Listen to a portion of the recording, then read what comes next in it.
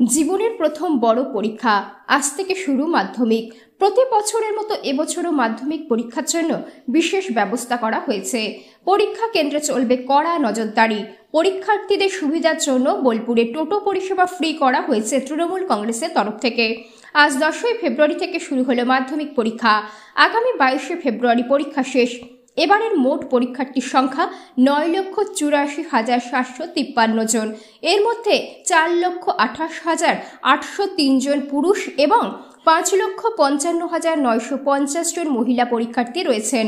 মোট 2,683 কেন্দ্রে পরীক্ষা ব্যবস্থা করা হয়েছে। পর্ষদের তরফে পরিষ্কার নির্দেশ, কোনো স্মার্ট গ্যাজেট নিয়ে পরীক্ষার হলে বসলেই সেই পরীক্ষার্থীর পরীক্ষা বাতিল করে দেওয়া হবে। টোকাটুকি রুখতে টয়লেটে বিশেষ নজর রাখা হবে, কারণ সেখানে অনেকে গ্যাজেট লুকিয়ে রাখেন। এই দিন বোলপুর হাই স্কুলে মাধ্যমিক পরীক্ষার্থীদের জন্য টোটো পরিষেবা ফ্রি করা হয়েছে বোলপুর তৃণমূল কংগ্রেসের তরফ থেকে। এই উদ্যোগে খুশি সকলেই। পাশাপাশি বোলপুরের মহিদাপুর স্কুলে রায়পুরসুপুর গ্রাম পঞ্চায়েতের তরফ থেকে মাধ্যমিক পরীক্ষার্থীদের জন্য জল ও কলমের ব্যবস্থা করা হয়েছিল।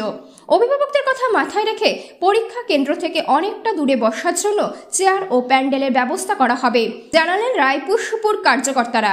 উপস্থিত ছিলেন রায়পুরসুপুর গ্রাম পঞ্চায়েতের উপপ্রধান নিখিল বাছার, তৃণমূল নেতা কাউসার মোল্লা, কাজল মোল্লা সহ অন্যান্যরা।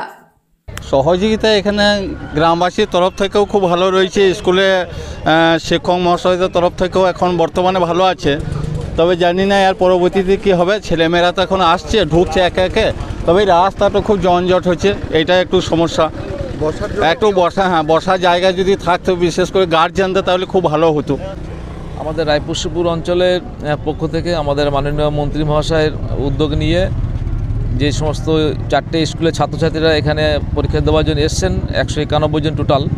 আমাদের অঞ্চলের পক্ষ থেকে প্রত্যেকে একটা করে পেন এবং জলের বোতল দিয়ে আমরা তাদেরকে সম্মান করলাম, যাতে পরীক্ষা ভালোভাবে হয়। এবং এই যেহেতু রাস্তা পেরিয়ে স্কুল, যাতে টপিকের ব্যবস্থাটা ভালো থাকে। আমাদের মৈদপুর গ্রামের যে সমস্ত ছেলেরা উদ্যোগ নিয়ে এই পরীক্ষার সহযোগিতা করছেন, তারা সবাই থাকবে, যাতে রাস্তাতে কোনো অসুবিধা না হয়।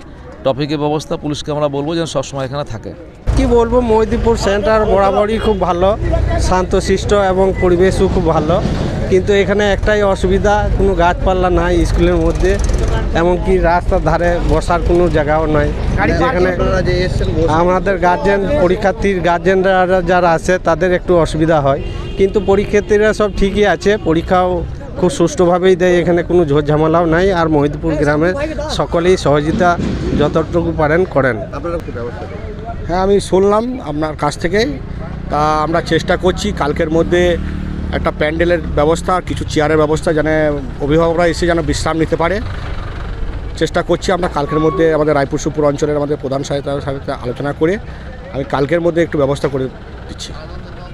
আমাদের বক্তব্য হচ্ছে, যারা বাইরে থেকে আসছে পরীক্ষা দিতে, তাদের যাতে আমরা সহযোগিতা করতে পারি, তাদের যাতে কোনো রকমভাবে কোনো অসুবিধা না হয়।